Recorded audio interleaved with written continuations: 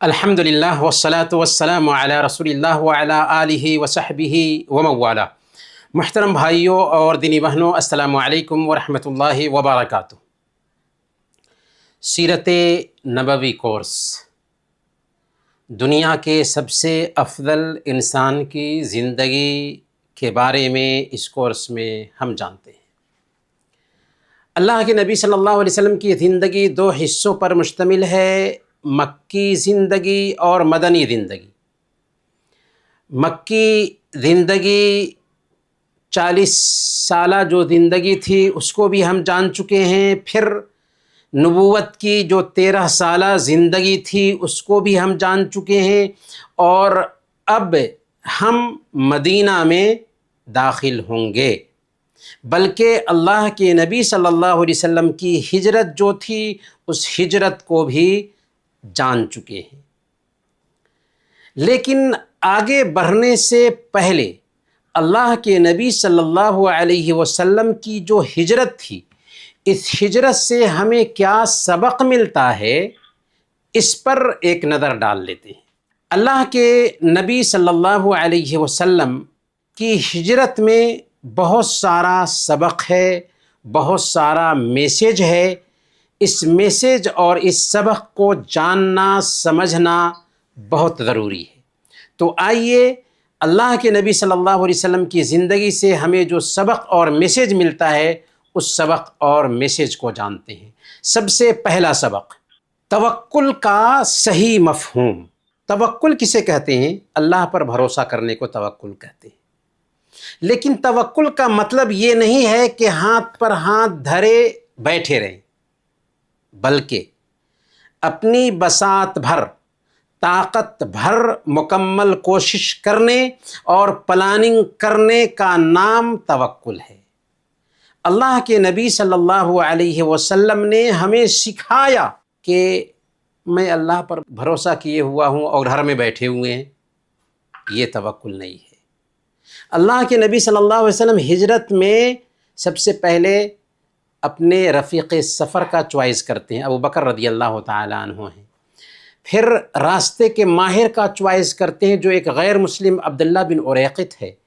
سواری تیار کرتے ہیں اور پھر معاملے کو راز میں رکھتے ہیں، اور پھر راستہ ایسا اختیار کرتے ہیں جو بالکل مدینہ کے اپوزٹ میں ہے، جس سے یہ سبق ملتا ہے کہ اسباب اختیار کرنا ضروری ہے رب پر بھروسہ کرنے کے لیے، اور یہی اصل میں توکل ہے۔ گویا کہ توکل کا اصل مفہوم یہ ہوا کہ تدبیر اختیار کریں، اسباب اختیار کریں، پھر نتیجہ کو اللہ کے حوالے کر دیں۔ اسی لیے اللہ کے نبی صلی اللہ علیہ وسلم یہ سارے اسباب اختیار کرتے ہیں، اور غار میں جب ابو بکر رضی اللہ تعالیٰ عنہ شکایت کرتے ہیں تو کہتے ہیں لا تحزن ان اللہ معنا، غم نہ کرو، اللہ ہمارے ساتھ ہے۔ تو یہ ہے اصل توکل کا مفہوم۔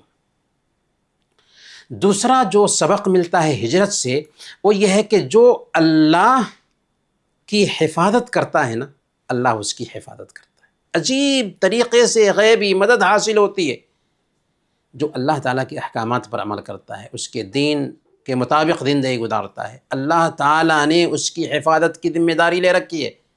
احفظ اللہ یحفظک، اللہ کی حفاظت کرو، اللہ تیری حفاظت کرے گا۔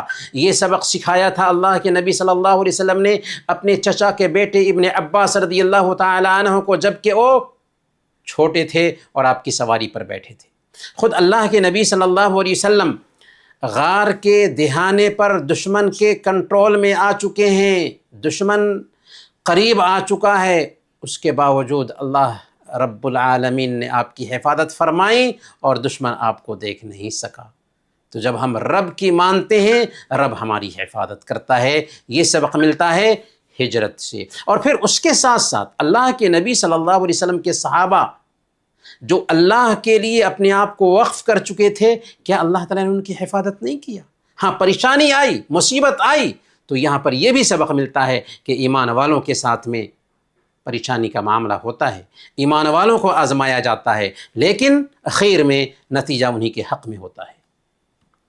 تیسرا سبق جو ہمیں ملتا ہے اللہ کے نبی صلی اللہ علیہ وسلم کی ہجرت سے، کہ مومن کامیابی اور تنگی، جیت اور پریشانی، دونوں حالت میں بیلنس کی زندگی گزارتا ہے۔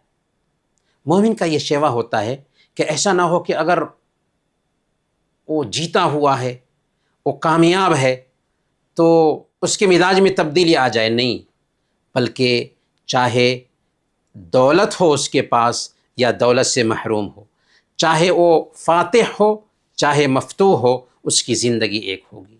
اسی لیے اللہ کے نبی صلی اللہ علیہ وسلم کو دیکھیے، جب اللہ کے نبی صلی اللہ علیہ وسلم مکہ سے نکل رہے تھے تو ستائے گئے تھے۔ مکہ پر ایک نظر ڈالتے ہیں، آنکھوں سے آنسو گرتا ہے اور کہتے ہیں کہ تو میری نظر میں سب سے محبوب سرزمین ہے اور اللہ کی بھی سب سے محبوب سرزمین ہے، مجھے نکالا نہ جاتا تو میں نہیں نکلتا۔ اس وقت بھی عاجزی اختیار کیے ہوئے تھے، اور جب مکہ کو فتح کر کے مکہ میں داخل ہوتے ہیں تو اس وقت بھی عاجزی اختیار کیے ہوئے تھے، یہاں تک کہ کفار مکہ سے کہتے ہیں کہ بتاؤ میں تمہارے ساتھ کیا کرنے والا ہوں۔ سب نے کہا کہ آپ کو تو ہم نے رحم کرنے والا پایا، عزیز بھائی پایا، عزیز بھائی کے بیٹے ہیں، چنانچہ آپ نے کہا کہ جاؤ میں نے تم سب کو آزاد کر دیا، تم پر کوئی سرزنش نہیں۔ تو یہ ہے ایک کامیاب مومن کی پہچان جو ہمیں اللہ کے نبی صلی اللہ علیہ وسلم کی ہجرت سے ملتی ہے، کہ مومن کامیابی اور تنگی دونوں میں بیلنس کی زندگی گزارتا۔ پریشانی میں ایسا نہیں ہوتا کہ وہ شکوہ شکایت کرنے لگ جائے، وہ ٹینشن کا شکار ہو جائے، بلکہ صبر کرتا ہے، اور اگر اس کو خوشی ملتی ہے تو آپے سے باہر نہیں ہوتا بلکہ شکر ادا کرتا ہے۔ چوتھا جو سبق ہے وہ یہ ہے کہ حق کی ہمیشہ جیت ہوتی ہے۔ ہجرت ہمیں حوصلہ دیتی ہے کہ باطل چاہے کتنا ہی طاقتور کیوں نہ ہو، انجام ہمیشہ حق کے ساتھ ہوتا ہے۔ مکہ میں اللہ کے نبی صلی اللہ علیہ وسلم بے بسی کی زندگی گزار رہے تھے، صحابہ کرام کو ٹارچر کیا جا رہا تھا، پریشان کیا جا رہا تھا، لیکن نتیجہ کیا ہوا؟ نتیجہ یہ ہوا کہ اللہ کے نبی صلی اللہ علیہ وسلم اور صحابہ کرام کو ایک پناہ گاہ ملتی ہے۔ اللہ کے نبی صلی اللہ علیہ وسلم صحابہ کرام مدینہ میں پہنچتے ہیں، مدینہ میں باضابطہ اسلامی ریاست کی بنیاد پڑتی ہے۔ تو یہ میسیج ہمیں ملتا ہے یہاں پر کہ ہر تنگی کے ساتھ آسانی۔ پانچواں جو سبق ملتا ہے اللہ کے نبی صلی اللہ علیہ وسلم کی ہجرت سے، وہ یہ ہے کہ صبر، اللہ کے نبی صلی اللہ علیہ وسلم کی محبت اور ایثار و قربانی کا عجیب طرح کا نمونہ ہمیں اللہ کے نبی صلی اللہ علیہ وسلم نے دکھایا۔ صبر کی تعلیم کا سبق کیسے ملتا ہے؟ اگر اللہ تعالیٰ چاہتا تو اللہ کے نبی صلی اللہ علیہ وسلم اور صحابہ کرام کو کوئی تکلیف نہیں پہنچ سکتی تھی، لیکن اللہ تعالیٰ نے چاہا کہ نبی پاک صلی اللہ علیہ وسلم یہ تکلیف جھیلیں، صحابہ کرام تکلیف سے دوچار کیے جائیں۔ یہ دراصل سبق ہے بعد کے لوگوں کے لیے، ایمان والوں کے لیے، کہ پریشانی دنیا کی ریت ہے، دنیا میں نیک بندوں کو وقتی طور پر آزمایا جائے گا، لیکن صبر کا پھل ہمیشہ میٹھا ہوتا ہے۔ نیک لوگوں کو وقتی طور پر آزمایا جاتا ہے، لیکن یہ آزمائش رب کی ناراضگی کی دلیل نہیں ہوتی، بلکہ اس کے ذریعہ ان کے درجات بلند۔ اسی طریقے سے یہاں پر اللہ کے نبی صلی اللہ علیہ وسلم سے محبت کا نمونہ بھی دیکھنے کو ملتا ہے۔ ابو بکر رضی اللہ تعالیٰ عنہ کو دیکھیے، یار غار ہیں، غار میں داخل ہونے سے پہلے روک دیتے ہیں اللہ کے نبی صلی اللہ علیہ وسلم کو کہ پہلے ہم کو اندر جانے دیجئے، ہم اس کا جائزہ لیتے ہیں، اور پھر ہر طرح سے صاف ستھرا کیا۔ ایک بل رہ گیا تھا اور اس کو بند کرنے کے لیے کوئی چیز نہیں ملی تو اس پہ پیر رکھ دیا، اور اللہ کے نبی صلی اللہ علیہ وسلم آپ کے پاس سو گئے، یہاں تک کہ بچھو کاٹتا ہے، اور اس کے درد سے جب ان کی آنکھوں سے آنسو گرتا ہے اور اللہ کے نبی صلی اللہ علیہ وسلم کے چہرے مبارک پہ پڑتا ہے، تب اللہ کے نبی صلی اللہ علیہ وسلم کی آنکھ کھلتی ہے۔ تو یہاں پر اللہ کے نبی صلی اللہ علیہ وسلم سے کیسے محبت کی تھی ابو بکر رضی اللہ تعالیٰ عنہ نے، اس کا بھی نمونہ دیکھنے کو ملتا ہے۔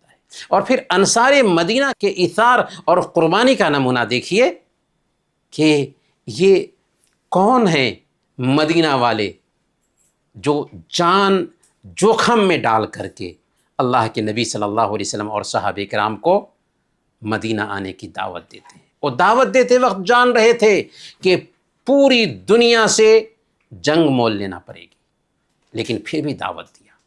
پھر اس کے ساتھ ساتھ انصار مدینہ نے مہاجرین کو اپنا گھر دیا، اپنے مال میں بٹوارا کر لیا۔ تو یہ جو قربانی کا نمونہ دیکھنے کو ملتا ہے، دنیا ایسا نمونہ نہیں پیش کر سکتی۔ ہجرت سے ہمیں یہ بات سمجھ میں آتی ہے۔ اور آخری جو سبق ہجرت سے ہمیں ملتا ہے وہ یہ ہے، دین کی خاطر قربانی دینے کی ضرورت ہے، خاص طور پر ایسے لوگ جو ہدایت پائے ہیں، نو مسلم ہیں، اگر ایسی جگہ پر رہ رہے ہیں جہاں پر دین پر چلنا ان کے لیے ممکن نہیں، تو ان کے لیے اللہ کے نبی صلی اللہ علیہ وسلم کی ہجرت میں یہ سبق ہے کہ اس جگہ کو چھوڑ کر کے مسلمانوں کے علاقہ میں جا کر کے بس جائیں تاکہ دین پر عمل کرنا آسان ہو جائے۔ اور جو اللہ کے لیے اپنے گھر بار کو چھوڑتا ہے، اللہ تعالیٰ کی زمین میں کشادگی پاتا ہے۔ وَمَن يُهَاجِرْ فِي سَبِيلِ اللَّهِ يَجِدْ فِي الْأَرْضِ مُرَاغَمًا كَثِيرًا وَسَعَةً۔ چنانچہ صحابہ کرام کو دیکھیں کہ مکہ چھوڑ کر کے مدینہ گئے تو مدینہ میں کشادگی پائی، یہاں تک کہ قیصر و کسریٰ کے خزانے ان کے قبضے میں آئے۔ خلاصہ یہ کہ ہجرت ہمیں سکھاتی ہے کہ اگر ہم اللہ کے ہو جائیں تو پوری کائنات ہمارے تابع اور ہمارے انڈر میں آ جائے گی۔ میرے بھائیوں، اب ہم چلتے ہیں مسجد نبوی کی تعمیر کو جانتے ہیں۔ مدینہ پہنچنے کے بعد اللہ کے نبی صلی اللہ علیہ وسلم نے جو سب سے پہلا کام کیا وہ یہ تھا کہ مسجد نبوی کی تعمیر شروع کی۔ اس کے لیے اللہ کے نبی صلی اللہ علیہ وسلم نے وہ زمین خریدی جہاں پر آپ کی اونٹنی بیٹھی تھی، اور اسی کے قریب ابو ایوب انصاری رضی اللہ تعالیٰ عنہ کا گھر تھا جہاں پر آپ ٹھہرے تھے۔ تو یہ ساری باتیں ہم جان چکے ہیں۔ یہ جو زمین تھی جہاں پر اونٹنی بیٹھی تھی، یہ دو یتیم بچوں سہل اور سہیل کی زمین تھی۔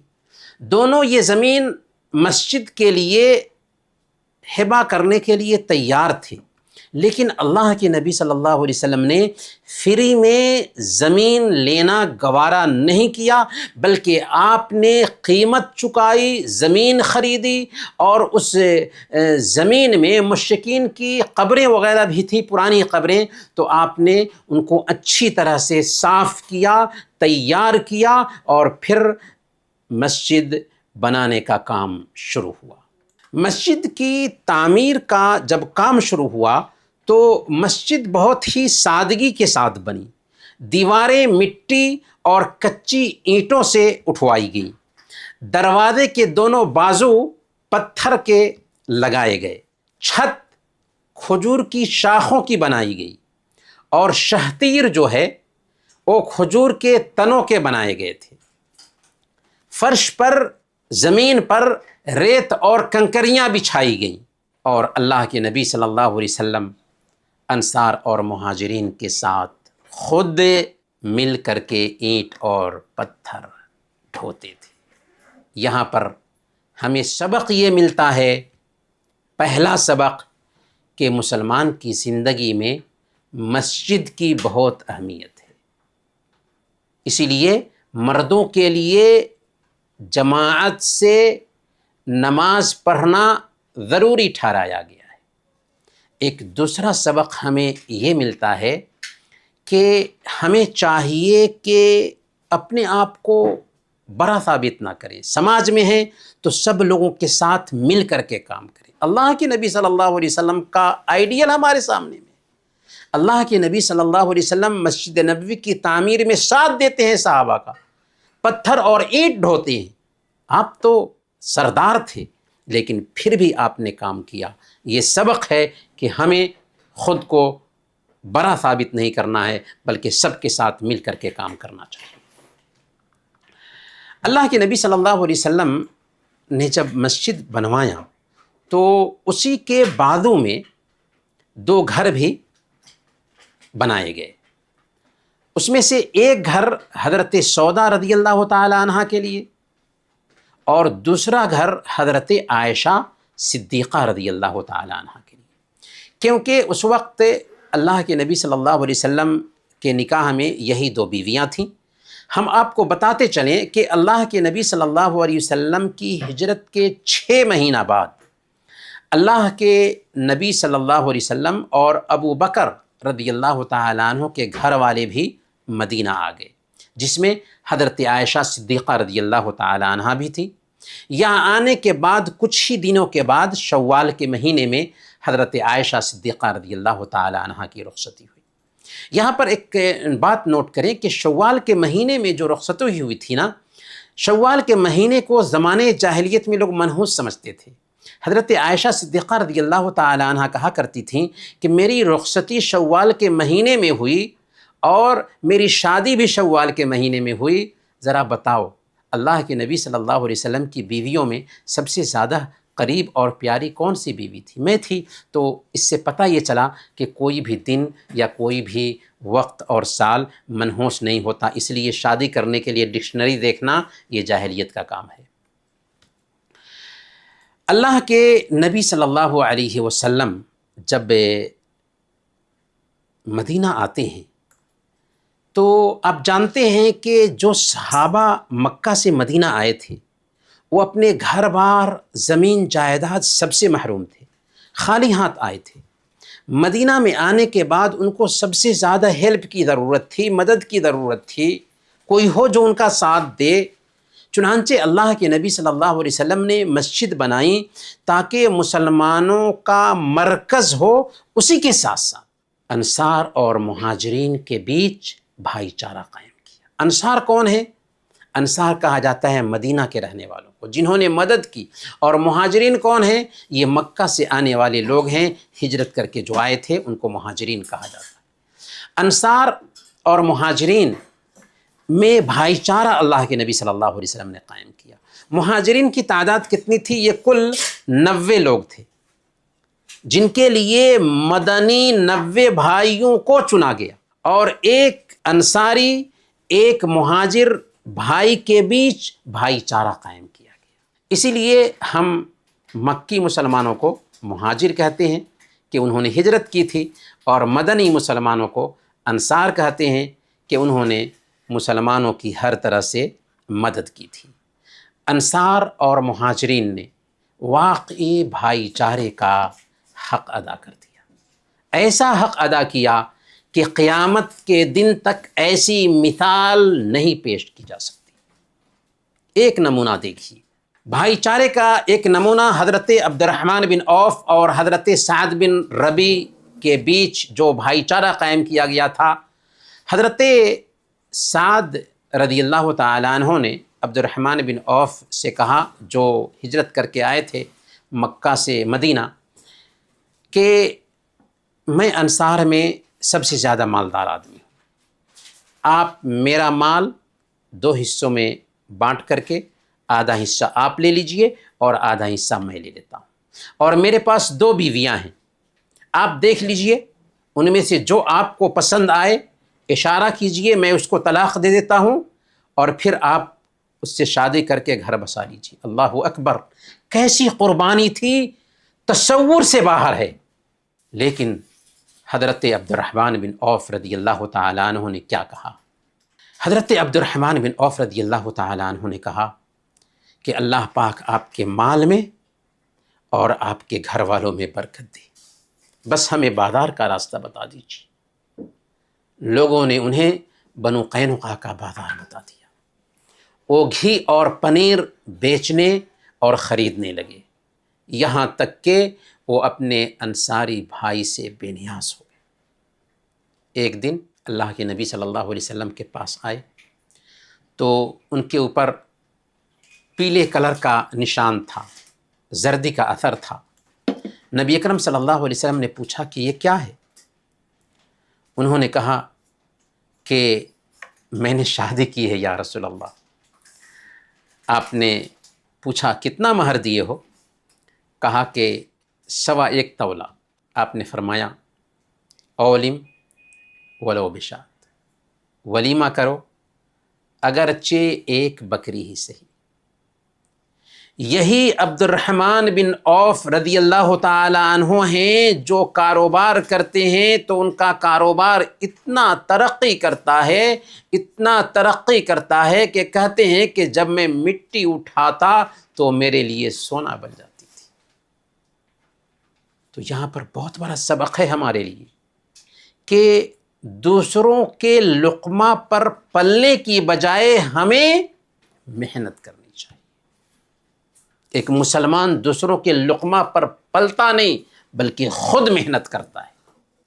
میرے بھائیوں، یہ جو واقعہ ہے حضرت عبد الرحمن بن عوف رضی اللہ تعالی عنہ اور حضرت سعد بن ربی رضی اللہ تعالی عنہ کے ایثار اور قربانی کا، اس سے ہمیں دو باتیں سمجھ میں آتی ہیں۔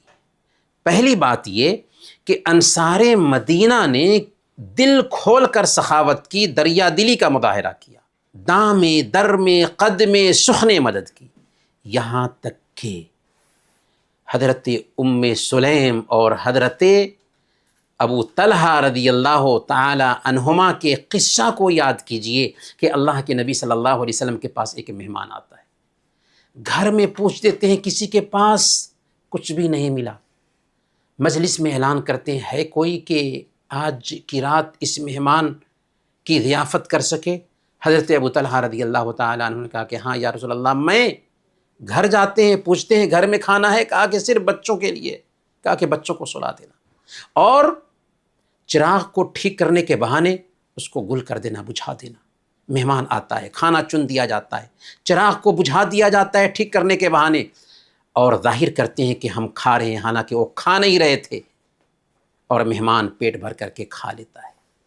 جب اللہ کے نبی صلی اللہ علیہ وسلم کے پاس جاتے ہیں صبح میں تو اللہ کے نبی صلی اللہ علیہ وسلم دیکھ کر کہتے ہیں کہ اللہ تعالیٰ کو تمہارے اس عمل پر ہنسی آئی، خوش ہوا اللہ تعالیٰ تمہارے اس عمل سے، اور اسی پس منظر میں اللہ تعالیٰ نے یہ آیت کریمہ اتار دی، وَيُؤْثِرُونَ عَلَىٰ أَنفُسِهِمْ وَلَوْ كَانَ بِهِمْ خَصَاصَةٌ، وہ اپنی جانوں پر دوسروں کو ترجیح دیتے ہیں اگرچہ خود انہیں سخت ضرورت ہو۔ تو یہ پہلا سبق ہے جو ہمیں اس قصے سے ملتا ہے کہ صحابہ نے قربانی دی، اور دوسرا جو سبق ہمیں ملتا ہے وہ یہ ہے کہ انصار مدینہ نے جب آگے بڑھ کر کے قربانی دینے کی کوشش کی تو مہاجرین نے اس کا غلط فائدہ نہیں اٹھایا، ان پر بوجھ نہیں بنے، بلکہ خود سے محنت کی، بے نیاز بننے کی کوشش کی، اور اس کا واضح نمونہ حضرت عبد الرحمن بن عوف رضی اللہ تعالیٰ عنہ کا کردار ہے کہ کاروبار کرتے کچھ نہیں ہے۔ آج لوگ کہتے ہیں نا کہ کاروبار کرنے کے لیے لاکھوں روپے چاہیے، نہیں، کاروبار کرنے کے لیے تجربہ چاہیے، فیلڈ کا تجربہ چاہیے۔ آج لوگ کاروبار کرتے ہیں کیوں ناکام ہو جاتے ہیں مسلمانوں میں سے؟ اس لیے کہ تجربہ نہیں ہے۔ 15 لاکھ 20 لاکھ 50 لاکھ روپے لگائے اور 1 سال کے بعد میں کاروبار ٹھپ ہو گیا۔ لیکن دوسری قومیں ہیں جو کاروبار میں کامیاب ہے کیونکہ وہ زمینی سطح پر کام کرتے ہیں۔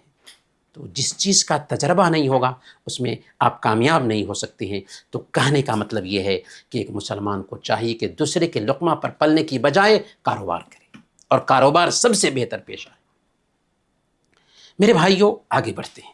اذان کی شروعات، جب تک مسلمان مکہ میں تھے جماعت سے نماز ادا کرنے کا کوئی منظم انتظام نہیں تھا۔ مدینہ آنے کے بعد جب اللہ کے نبی صلی اللہ علیہ وسلم نے مسجد بنائی صحابہ کرام کے ساتھ مل کر، تو اب جماعت کے ساتھ نماز ادا کرنا آسان ہو گیا۔ لیکن مسئلہ تھا کہ نماز کے لیے بلانے کا طریقہ کیا ہو، کوئی تو طریقہ ہو کہ جسے اختیار کر کے نماز کے لیے بلایا جائے۔ تو اس کے لیے صحابہ کے ساتھ اللہ کے نبی صلی اللہ علیہ وسلم نے مشورہ کیا کہ کوئی ایسا طریقہ اختیار کیا جائے کہ جس کو اختیار کر کے سب لوگوں کو نماز کے وقت کی خبر دے دی جائے۔ مختلف باتیں آئیں، کسی نے کہا کہ جھنڈا گاڑ دیا جائے، کسی نے کہا کہ ناقوس بجا دیا جائے، کسی نے کہا کہ پکار لگانے والا بھیج دیا جائے جو پکار لگائے کہ نماز کا وقت ہو چکا ہے۔ اسی بیچ حضرت عبداللہ بن زید رضی اللہ تعالیٰ عنہ نے رات میں خواب دیکھا اور خواب میں اذان کے کلمات سنے. آ کر اللہ کے نبی صلی اللہ علیہ وسلم کو خبر دی. اللہ کے نبی صلی اللہ علیہ وسلم نے اس کی تائید کی اور بلال رضی اللہ تعالیٰ عنہ کو حکم دیا، جن کی آواز بہت اچھی تھی، اونچی آواز تھی، سریلی آواز تھی، کہ وہ اذان کے یہ کلمات سنیں اور اسی انداز میں اذان دیں. چنانچہ بلال رضی اللہ تعالیٰ عنہ نے سب سے پہلے مدینہ کی مسجد میں، مسجد نبوی میں اذان دیا. میرے بھائیوں، مکہ اور مدینہ کے جو حالات تھے وہ ذرا الگ تھے. مدینہ کی دھرتی مکہ کے مقابلے میں الگ حیثیت رکھتی تھی. مکہ میں مسلمان پسے ہوئے تھے اور ان کا جو دشمن تھا صرف قریش تھے، لیکن مدینہ میں مسلمانوں کے بہت سارے دشمن ہو گئے. یہود بھی تھے، عیسائی بھی تھے، اور پھر اس کے علاوہ دوسرے سارے قبائل تھے. اور یہاں اللہ کے نبی صلی اللہ علیہ وسلم کو ایک اسلامی اسٹیٹ کی بنیاد رکھنی تھی. اسی لیے اللہ کے نبی صلی اللہ علیہ وسلم نے یہودیوں کے ساتھ ایک سمجھوتا کیا، ایتہاسک سمجھوتا، جسے میثاق مدینہ کے نام سے جانا جاتا ہے. اس قانون میں کیا باتیں تھیں؟ پہلے نمبر پر انصار اور مہاجرین باقی لوگوں کے خلاف ایک متحد امت ہوں گے. دوسرے نمبر پر جو بھی ظالم اور باغی ہو اس کے خلاف سب ایک ہو جائیں گے. ظلم کرے گا تو اس کے خلاف ہم سب اکٹھا ہو جائیں گے اور ظالم کو ٹھیک کریں گے. کوئی مشرک قریش کی جان و مال کو پناہ نہیں دے گا. یہود مسلمانوں کے ساتھ ایک امت ہوں گے، ان کے لیے ان کا دین ہے اور مسلمانوں کے لیے مسلمانوں کا دین ہے. ان کے ذمہ ان کا خرچ ہوگا، مسلمانوں کے ذمہ مسلمانوں کا خرچ ہوگا. اگر کوئی مدینہ پر حملہ کرے گا تو سب لوگ مدینہ کی حفاظت کرنے کے لیے آگے آئیں گے. یہ بنیادی ایگریمنٹ تھا جس کو میثاق مدینہ کے نام سے جانا جاتا ہے، جس کا خلاصہ یہ سمجھیں کہ اللہ کے نبی صلی اللہ علیہ وسلم جب مدینہ میں آتے ہیں تو مدینہ آنے کے بعد چونکہ یہ ایک اسٹیٹ بنا تھا تو اس اسٹیٹ میں سب لوگوں کو ساتھ دینا تھا.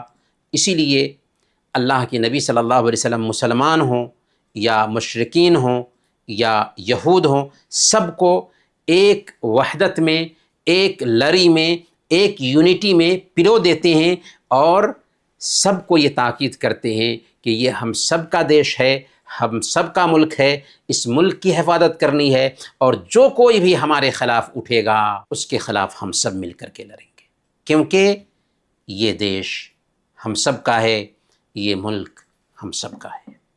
اس کے بعد کیا ہوا اس کو ہم بعد میں جانیں گے. اللہ کے نبی صلی اللہ علیہ وسلم نے یہاں جب قدم رکھا تو مسلمانوں میں سب سے پہلے اخلاقی خوبیاں پیدا کرنے کی کوشش کی. مہاجرین جو مکہ میں آپ کے ساتھ تھے وہ تو تھے ہی، لیکن مدینہ میں ایک نیا ماحول تھا. اسی لیے اللہ کے نبی صلی اللہ علیہ وسلم نے مدینہ میں آنے کے بعد صحابہ کی تربیت پر خاص دھیان دیا. آپ نے ان کے اندر ایثار اور قربانی کا جذبہ پیدا کیا. آپ نے ان کو صلہ رحمی کرنے اور رشتہ داروں کا خیال کرنے پر ابھارا. آپ نے ان کو پڑوسیوں کا خیال کرنے کی تاکید کی. آپ نے ان کو صدقہ اور خیرات پر ابھارنا. آپ نے ان کو مانگنے اور دوسروں کے سامنے ہاتھ پھیلانے سے منع کیا. اس طرح اللہ کے نبی صلی اللہ علیہ وسلم نے جو تعلیم دیا، اس تعلیم کی بنیاد پر مدینہ کا جو سماج تھا، مدینہ کی جو سوسائٹی تھی، یہ سب سے بہتر سوسائٹی ابھر کر آئی اور دنیا میں قیامت کے دن تک سب سے بہتر سوسائٹی کے طور پر تاریخ میں بھی ان کا نام لیا جاتا رہے گا. چنانچہ اللہ کے نبی صلی اللہ علیہ وسلم نے تعلیم دی، المسلم من سلم المسلمون من لسانہ و یدہ. مسلمان وہ ہے جس کی زبان اور ہاتھ سے دوسرے مسلمان محفوظ رہیں۔ آپ نے تعلیم دی لا یؤمن احدکم حتی یحب لاخیہ ما یحب لنفسہ، تم میں سے ایک آدمی اس وقت تک مومن نہیں ہو سکتا جب تک کہ جو اپنے لیے پسند کرتا ہے وہی اپنے بھائی کے لیے پسند نہ کرے۔ چنانچہ ان تعلیمات کو سن کر کے صحابہ کرام ایسے آئیڈیل صحابہ بنے کہ دنیا ان کی مثال پیش کرنے سے قاصر ہے۔ میرے بھائیوں، اللہ کے نبی صلی اللہ علیہ وسلم مسلمانوں کے ساتھ مدینہ آ چکے ہیں، لیکن کیا مدینہ آپ کے لیے محفوظ جگہ ثابت ہوئی؟ مکہ میں 13 سال ستائے گئے تھے، اپنا سب کچھ قربان کر کے مدینہ آ گئے تھے۔ کیا مدینہ میں امن و سکون سے رہنے لگے؟ کیا ان پر کسی طرح کا باہری دباؤ نہیں تھا؟ آئیے ہم اس کو جانتے ہیں۔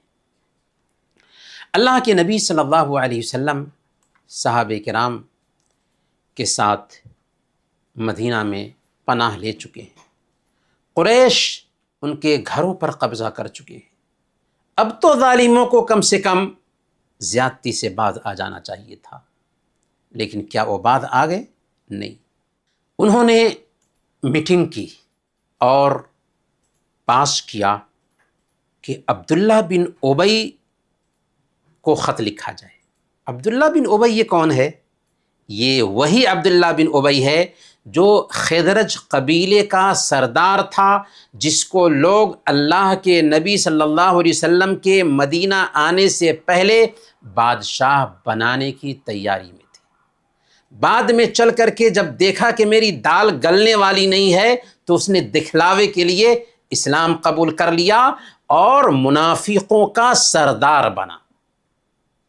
قریش نے اس عبداللہ بن ابی کو خط لکھا۔ خط میں لکھا تھا کہ تم نے ہمارے لوگوں کو پناہ دے رکھی ہے، اگر تم ان سے نہیں جنگ کرتے تو سمجھ لو کہ ہم تمہارا ہی ستیہ ناش کر دیں گے، تم پر حملہ کریں گے، تمہارے نوجوانوں کو قتل کریں گے، تمہاری عورتوں کو باندی بنا لیں گے اور تمہیں ذلیل کریں گے۔ یہ خط پڑھتے ہی عبداللہ بن ابی نے اکسایا مدینہ کے کفار کو، اور مدینہ کے کفار نے عہد و پیمان کو بھلا دیا۔ ابھی ایگریمنٹ کیا تھا انہوں نے کہ ہم مدینہ کی حفاظت کریں گے۔ اللہ کے نبی صلی اللہ علیہ وسلم کو جب پتہ چلا تو آپ ان کے پاس گئے، بات کیا، سمجھایا، یہاں تک کہ معاملہ دب گیا۔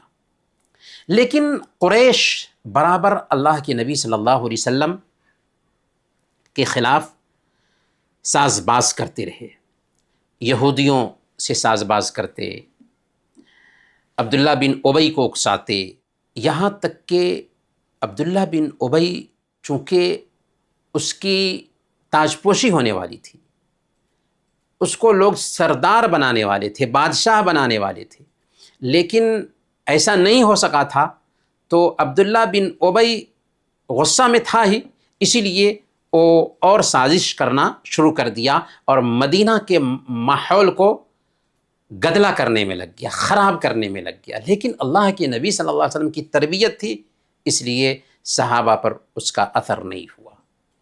ادھر مہاجرین کو، یعنی جو مسلمان مکہ سے ہجرت کر کے مدینہ آئے تھے، ان کو قریش دھمکی آمیز پیغام بھیجتے ہیں کہ تم خوش فہمی میں مبتلا نہ رہو کہ تم ہم سے بچ کر نکل آئے ہو، ہم یثرب پہنچ کر کے تم پر دھاوا بولیں گے اور تمہیں صاف کر دیں گے، تمہارا ستیہ ناش کر دیں گے۔ بار بار ایسی خبریں آتی تھیں اور مدینہ کے مشرکین اور یہودی مسلمانوں کے لیے خطرہ بنے ہوئے تھے۔ اللہ کے نبی صلی اللہ علیہ وسلم کو گھبراہٹ طاری ہو جاتی تھی، کبھی کبھار پوری پوری رات جاگ کر گزار دیتے تھے، اپنے لیے نہیں بلکہ پوری قوم کے لیے، پوری امت کے لیے۔ صحابہ کرام کبھی کبھار آپ کو پہرا دیتے تھے، یہاں تک کہ اللہ تعالیٰ نے یہ آیت کریمہ اتار دی، واللہ یعصمک من الناس، اللہ تعالیٰ آپ کو لوگوں کے شر سے، لوگوں کی برائی سے محفوظ رکھے گا۔ میرے بھائیوں، اللہ کے نبی صلی اللہ علیہ وسلم مدینہ میں ہیں اور قریش کی زیادتیاں عام ہیں۔ قریش کی زیادتی کا ایک نمونہ دیکھیے کہ ہجرت کے دوسرے سال ربیع الاول کے مہینے میں قریش کے سرداروں میں سے ایک شخص قرظ بن جابر الفہری، یہ کیا کرتا ہے؟ مدینہ آتا ہے اور مدینہ والوں کے جانور باہر میدان میں جو چر رہے تھے ان سارے جانوروں کو لوٹ لیا اور پھر مکہ چلا گیا۔ گویا وہ اپنی طاقت کا اظہار کرنا چاہتا تھا کہ ہم مکہ میں رہ کر کے بھی تم کو چین سے نہیں سونے دیں گے، تم پر دھاوا بول سکتے ہیں، تمہارے جانوروں کو لوٹ کر جا سکتے ہیں۔ اب تک مسلمانوں کو جہاد کی اجازت نہیں تھی، کیونکہ اسلام میں جنگ کے لیے کوئی جگہ نہیں ہے۔ اسلام کا لفظ سلم سے نکلا ہوا ہے، جس کے معنی صلح کے ہوتے ہیں۔ اسلام کا ایک معنی شانتی اور امن کے ہوتے ہیں۔ سلام اور شانتی کا پیغام دیتا ہے اسلام۔ لیکن سوال یہ تھا کہ مسلمانوں کو گھروں سے نکال دیا گیا تھا، ان کی جائیداد پہ قبضہ کر لیا گیا تھا، اب مدینہ آنے کے بعد بھی ان کے اوپر دھاوا بولا جا رہا ہے، مدینہ آنے کے بعد بھی چین سے نہیں رہنے دیا جا رہا ہے، تو کب تک ہاتھ پر ہاتھ دھرے بیٹھے رہتے؟ گویا کہ اب تو اگر ایسا ہوتا تو دشمن بکریوں کی طرح ذبح کر دیتا۔ اسی لیے اللہ تعالیٰ نے یہ آیت کریمہ اتار دی، اُذِنَ لِلَّذِينَ يُقَاتَلُونَ بِأَنَّهُمْ ظُلِمُوا وَإِنَّ اللَّهَ عَلَى نَصْرِهِمْ لَقَدِيرٌ۔ جنگ کرنے والوں کو اجازت دی جاتی ہے کیونکہ ان پر ظلم ہوا ہے اور اللہ ان کی مدد پر قادر ہے۔ میرے بھائیوں، یہ اہم نقطہ ہے جو نوٹ کرنے کا ہے کہ جہاد نہایت ہی پاکیزہ عبادت ہے۔ یہ ظلم کے خاتمے اور مظلوموں کا ساتھ دینے کے لیے مشروع کیا گیا ہے۔ جہاد ظالم کو کیفر کردار تک پہنچانے اور مظلوموں کی مدد کرنے کے لیے مشروع کیا گیا ہے۔ اسی لیے اگر جہاد کے نام پر معصوم انسانوں کا قتل کیا جائے، چاہے غیر مسلم ہی کیوں نہ ہو، تو یہ جہاد نہیں بلکہ دہشت گردی ہے۔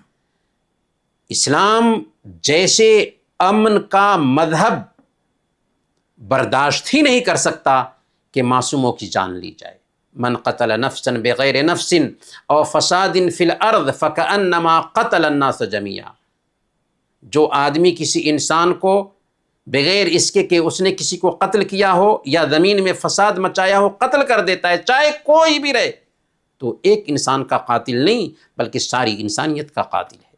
اور پیارے نبی صلی اللہ علیہ وسلم نے صحیح بخاری کی روایت کے مطابق بیان فرمایا، جو آدمی کسی غیر مسلم کو جو اسلامی حکومت میں ایگریمنٹ کے ساتھ رہ رہا تھا قتل کر دیتا ہے تو وہ جنت کی خوشبو بھی نہیں پائے گا۔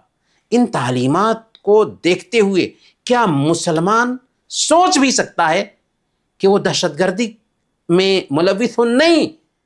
میرے بھائیوں، اللہ کے نبی صلی اللہ علیہ وسلم جب مدینہ ہجرت کر کے آئے تو پہلے خانہ کعبہ کی طرف قبلہ تھا اور مسلمان خانہ کعبہ کی طرف منہ کر کے نماز پڑھتے تھے، لیکن مدینہ ہجرت کرنے کے بعد مکہ کی بجائے بیت المقدس کی طرف قبلہ کر دیا گیا تھا۔ 16 یا 17 مہینہ تک مسلمانوں کو حکم تھا کہ نماز کے وقت بیت المقدس کو قبلہ بنائیں۔ البتہ اللہ کے نبی صلی اللہ علیہ وسلم کی دلی خواہش تھی کہ جیسے مکہ میں خانہ کعبہ کو قبلہ بنا کر کے نماز پڑھتے تھے، ویسے ہی مدینہ میں بھی خانہ کعبہ ہی ہمارا قبلہ ہو۔ چنانچہ اللہ تعالیٰ نے اس قبلے کو چینج کر دیا، بیت المقدس کی بجائے مکہ پھر دوبارہ قبلہ کر دیا۔ جب قبلہ کی تبدیلی کا حکم اترا تو سب سے پہلی نماز جو پڑھی گئی وہ عصر کی نماز تھی۔ اب سوال یہ ہے کہ اللہ رب العالمین نے آخر مدینہ آنے کے بعد مسلمانوں کو کیوں کہا تھا کہ بیت المقدس کی طرف قبلہ کر کے نماز پڑھیں؟ اس میں ایک حکمت یہ ہے کہ تاکہ بیت المقدس کی اہمیت بھی لوگوں کے دل میں بیٹھائی جا سکے، لیکن جو اہم مقصد تھا اس کا وہ دراصل ایمان کی آزمائش۔ اسی لیے اللہ تعالیٰ نے اس کا ذکر کیا اپنی کتاب میں۔ سورہ البقرہ آیت نمبر 143 میں اللہ فرماتے ہیں وَمَا جَعَلْنَا الْقِبْلَةَ الَّتِي كُنْتَ عَلَيْهَا إِلَّا لِنَعْلَمَ مَنْ يَتَّبِعُ الرَّسُولَ مِمَّنْ يَنْقَلِبُ عَلَىٰ عَقِبَيْهِ، کہ جس قبلہ پر تم پہلے تھے اسے ہم نے صرف اس لیے مقرر کیا تھا تاکہ جان لیں، معلوم کر لیں کہ کون رسول کی پیروی کرتا ہے اور کون الٹے پاؤں پھر جاتا ہے۔ اطاعت کو جاننے کے لیے اللہ تعالیٰ نے ایسا کیا تھا۔ اسی لیے میرے بھائیوں، اسلام نام ہے اطاعت کا، اللہ اور اس کے رسول کے سامنے سرنڈر کرنے کا، سر ٹیک دینے کا۔ لیکن یاد رکھیں، اسلام کا کوئی بھی حکم حکمت سے خالی نہیں، پر ہمیں حکمت ڈھونڈنے کا حکم نہیں ہے۔ ایک ڈاکٹر کے پاس آپ جاتے ہیں اور ڈاکٹر آپ کو دوا لکھ کر کے دیتا ہے اور کہتا ہے کہ یہ دوا اتنی مرتبہ، یہ دوا اتنی مرتبہ کھائیں، تو آپ ویسے ہی کرتے ہیں جیسے ڈاکٹر نے بتایا ہے۔ کیوں؟ اس لیے کہ آپ کو یقین ہے، اعتماد ہے ڈاکٹر کی تشخیص پر۔ تو جو رب حکیم ہے اور رحمت للعالمین پر یہ شریعت اتاری، تو اس کا حکم حکمت سے خالی کیسے ہوگا؟ لیکن اسلام ہم سے یہ چاہتا ہے کہ اللہ اور اس کے رسول کے سامنے سر ٹیک دیں، حکمت نہ ڈھونڈیں، پر ہماری شریعت کا کوئی بھی حکم حکمت سے خالی نہیں۔ میرے بھائیوں، آگے بڑھتے ہیں۔ ہجرت کا دوسرا سال یعنی سن 2 ہجری اسلامی تاریخ میں احکامات اور عبادات کی فردیت کے لحاظ سے بہت ہی اہمیت رکھنے والا سال ہے، کیونکہ اسی سال میں رمضان کے روزے فرض ہوئے تھے۔ اللہ کے نبی صلی اللہ علیہ وسلم اس کے بعد 9 رمضان کے روزے رکھتے ہیں۔ اسی سال زکوٰۃ کی فرضیت بھی عمل میں آئی تھی، کیونکہ مسلم سماج میں زکوٰۃ کا تصور عام ہونا تھا۔ اسی سال صدقہ فطر کی فرضیت بھی عمل میں آئی، اور اسی سال اللہ تعالیٰ نے عیدین کی نماز بھی مشروع کی، عید الفطر اور عید الاضحیٰ۔ چنانچہ اللہ کے نبی صلی اللہ علیہ وسلم 9 سال تک عیدین کی نمازیں پڑھتے ہیں اور صحابہ کو پڑھاتے ہیں۔ اسی سال قربانی کی سنت بھی عمل میں آئی، اور اللہ کے نبی صلی اللہ علیہ وسلم نے اپنی زندگی کے آخری 9 سال تک قربانی بھی کیا۔ میرے بھائیوں، اب ہے جنگ بدر کا درس۔ جنگ بدر ہجرت کا دوسرا سال ہے، مہینہ رمضان کا ہے۔ ابو جہل نے مکہ میں یہ مشہور کر دیا کہ ہمارا قافلہ جو مال و دولت سے مالا مال تھا، شام سے لوٹ آ رہا تھا، مسلمانوں نے لوٹنا شروع کر دیا ہے۔ اس سے اس کا مقصد لوگوں کو مسلمانوں کے خلاف ابھارنا تھا، خاص کر ان لوگوں کو جن کے قریبی اس قافلے میں تھے اور جن کا مال بھی اس سے کاروبار میں لگا ہوا تھا۔ تو ظاہر سی بات ہے کہ ان کے اندر بدلہ لینے کا جذبہ پیدا ہوگا ہی۔ چنانچہ ہوا بھی ایسا کہ ابو جہل نے پوری تیاری کی، 1000 بہادر فوج لے کر مدینہ کی طرف روانہ ہوا کہ محمد اور ان کے ماننے والوں کا صفایا کر دے۔ حالانکہ اس ظالم کو کیا پتہ تھا کہ وہ خود موت کے منہ میں جانے والا ہے۔ اس فوج میں 700 اونٹ، 300 گھوڑے تھے۔ حالانکہ جس قافلے کا بہانہ بنا کر کے ابو جہل نے لوگوں کو اکسایا تھا اور جنگ کے لیے تیار کیا تھا، وہ قافلہ بحفاظت مکہ پہنچ چکا تھا۔ برکیف ابو جہل نے فوج تیار کیا، 1000 کی تعداد میں فوج، جبکہ مسلمان صرف 313 ہیں۔ ان کے پاس صرف 70 اونٹ ہیں اور صرف 2 گھوڑے ہیں۔ اللہ کے نبی صلی اللہ علیہ وسلم، صحابہ سے مشورہ لیتے ہیں۔ جب اللہ کے نبی صلی اللہ علیہ وسلم کو خبر ملی کہ قریش پوری تیاری کے ساتھ مدینہ پر حملہ کرنے کے ارادہ سے نکل چکے ہیں، تو اللہ کے نبی صلی اللہ علیہ وسلم نے صحابہ کرام کو جمع کیا، ان سے مشورہ لیا۔ حضرت ابوبکر صدیق رضی اللہ تعالیٰ عنہ اٹھے اور اچھی بات کہی، پھر عمر فاروق رضی اللہ تعالیٰ عنہ اٹھے اور انہوں نے بھی اچھی بات کہی، پھر مقداد رضی اللہ تعالیٰ عنہ اٹھے اور انہوں نے کہا کہ اللہ کی قسم اے اللہ کے نبی صلی اللہ علیہ وسلم، ہم وہ بات نہیں کہیں گے جو بنو اسرائیل نے موسیٰ علیہ السلام سے کہی تھی، فَاذْهَبْ أَنْتَ وَرَبُّكَ فَقَاتِلَا إِنَّا هَاهُنَا قَاعِدُونَ، کہ تم اپنے رب کے ساتھ جاؤ اور قتال کرو، ہم یہی بیٹھے ہوئے ہیں، بلکہ ہم آپ کے دائیں بائیں آگے پیچھے ہر طرف سے لڑیں گے۔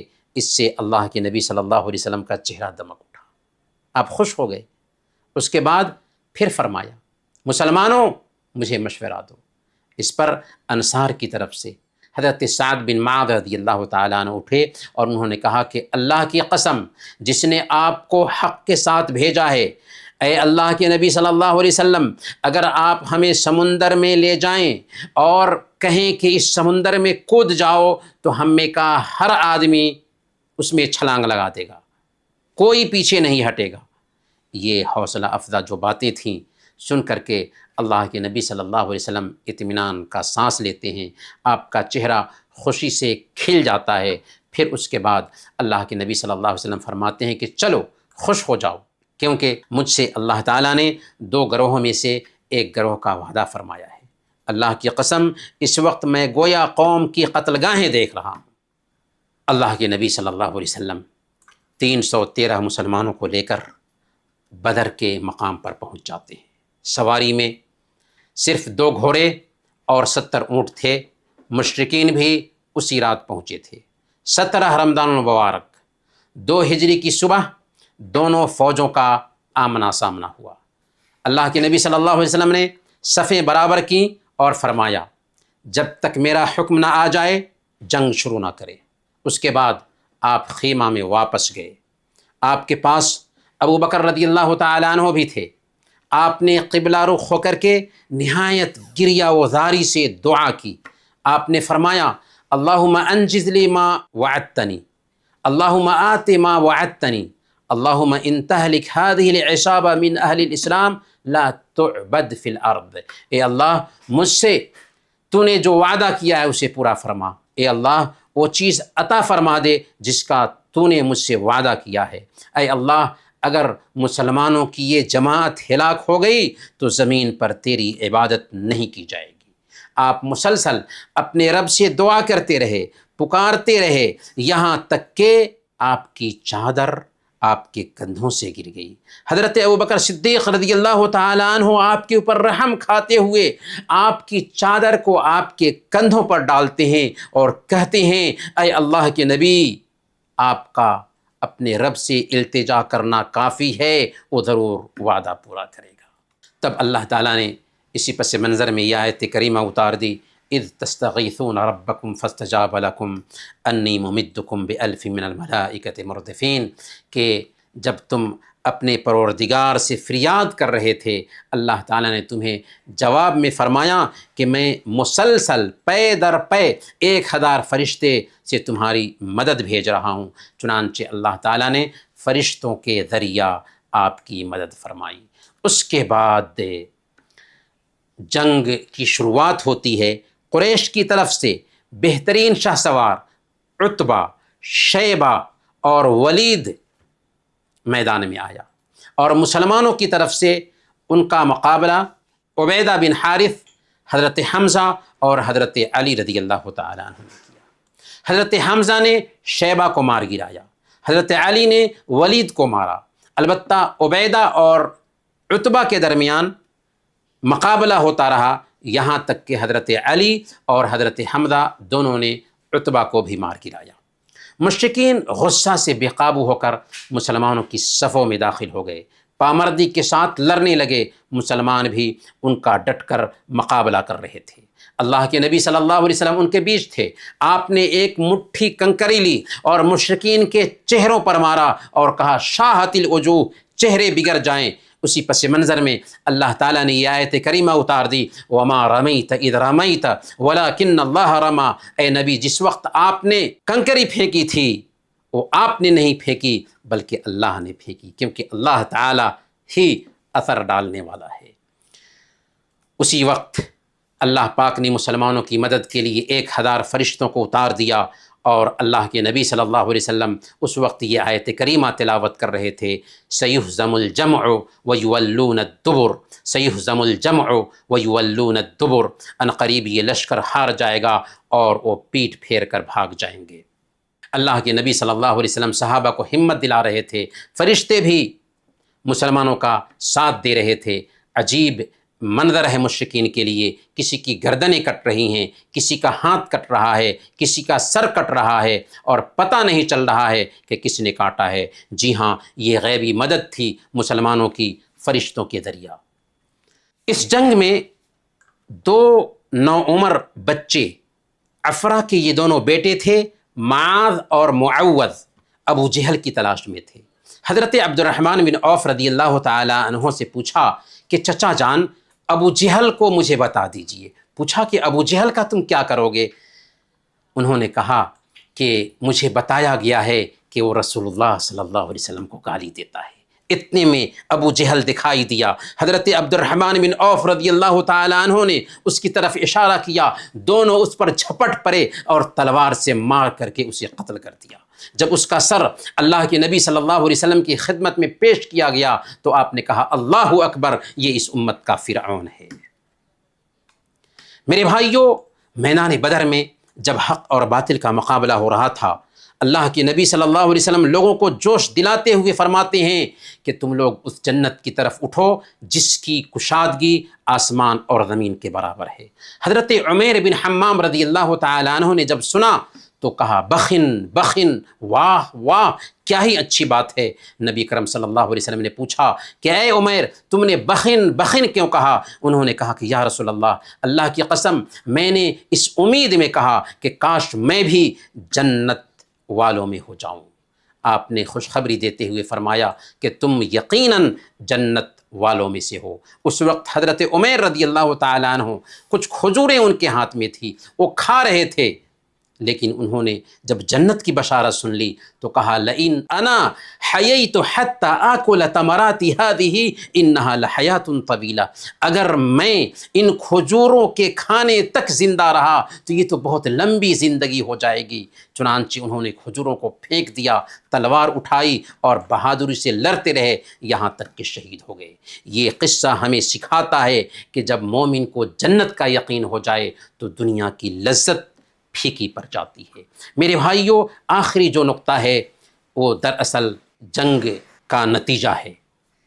یہ ہے جنگ بدر جو 17 رمضان کو ہجرت کے دوسرے سال پیش آئی، جس میں 14 مسلمان شہید ہوئے، 70 مشرکین مارے گئے اور 70 قید ہوئے۔ قیدیوں کے ساتھ کیا معاملہ کیا اللہ کے نبی صلی اللہ علیہ وسلم نے؟ اگر دیکھیں تو اس زمانے کا قانون، مظلوم کا جوش اور دوسرے قبیلوں پر رعب بیٹھانے کی ضرورت اس بات کی مانگ کر رہی تھی کہ ان ظالموں کا سر جسم سے الگ کر دیا جائے، اور اللہ کی چاہت بھی یہی تھی۔ عمر فاروق رضی اللہ تعالیٰ عنہ کا مشورہ بھی یہی تھا، لیکن نبی پاک صلی اللہ علیہ وسلم نے حضرت ابوبکر صدیق رضی اللہ تعالیٰ عنہ کے مشورے پر عمل کیا، ان سے جرمانہ لے کر انہیں رہا کر دیا، اور جو لوگ پڑھے لکھے تھے ان کے لیے مقرر یہ کیا کہ وہ انصار کے بچوں کو لکھنا پڑھنا سکھا دیں گے۔ لیکن اللہ تعالیٰ کو یہ فیصلہ پسند نہیں آیا، اسی لیے اللہ تعالیٰ نے یہ آیت کریمہ اتار دی، ما کان لنبی ان یکون لہ اسری حتی یثخن فی الارض، کسی نبی کے لیے یہ مناسب نہیں کہ اس کے پاس قیدی ہوں جب تک کہ وہ زمین میں دشمن کا سر کچل کر کے خون ریزی نہ کرے، یعنی دشمن کی طاقت کو ختم نہ کر دے۔ قیدیوں میں سے اللہ کے نبی صلی اللہ علیہ وسلم کے داماد ابو العاص بھی تھے۔ حضرت زینب رضی اللہ تعالیٰ عنہ کے یہ شوہر تھے، ابھی اسلام قبول نہیں کیے تھے، جنگ بدر میں شامل ہوئے تھے۔ حضرت زینب رضی اللہ تعالیٰ عنہ نے ان کی رہائی کے لیے ایک ہار بھیجا تھا۔ حضرت خدیجہ رضی اللہ تعالیٰ عنہ نے یہ ہار انہیں جو دیا تھا وہی ہار تھا۔ اللہ کے نبی صلی اللہ علیہ وسلم نے جب اس ہار کو دیکھا تو جذبات سے بے قابو ہو گئے اور صحابہ سے کہا کہ اگر تم چاہو تو ابو العاص کو رہا کر دو اور زینب کا یہ جو ہار ہے اسے واپس کر دو، کیونکہ خدیجہ رضی اللہ تعالیٰ عنہ کی یاد آ گئی تھی۔ چنانچہ صحابہ راضی ہو گئے اور ابو العاص کو رہا کر دیا فری میں، البتہ شرط یہ رکھی کہ مکہ جانے کے بعد زینب کو مدینہ روانہ کر دیں گے۔ چنانچہ انہوں نے ایسا ہی کیا کہ ابو العاص نے زینب رضی اللہ تعالیٰ عنہ کو روانہ کر دیا۔ پھر جب ابو العاص فتح مکہ کے دنوں اسلام قبول کر لیتے ہیں تو اللہ کے نبی صلی اللہ علیہ وسلم نے زینب اپنی بیٹی کو ان کے پاس بھیج دیا۔ اس جنگ بدر کو یوم الفرقان کہا جاتا ہے۔ کیوں؟ اس لیے کہ ایمان اور کفر کے بیچ اس جنگ نے فیصلہ کیا۔ بھائی بھائی سے جنگ ہوئی، باپ بیٹے سے جنگ ہوئی، اللہ پاک نے ایمان اور کفر کے بیچ فیصلہ کیا، ایمان کو کفر پر غلبہ عطا فرمایا، اسی لیے اس کا نام یوم الفرقان پڑ گیا، یعنی فیصلے کا دن، حق کو باطل سے جدا کرنے کا دن۔ محترم بھائیوں، سوالات بھی تھے لیکن اگلے کلاس میں ہم یہ سوالات پوچھیں گے۔ انہی باتوں کے ساتھ آج کا ہم یہ درس ختم کرتے ہیں۔ وصلی اللہ علی نبینا محمد وعلی آلہ وصحبہ اجمعین۔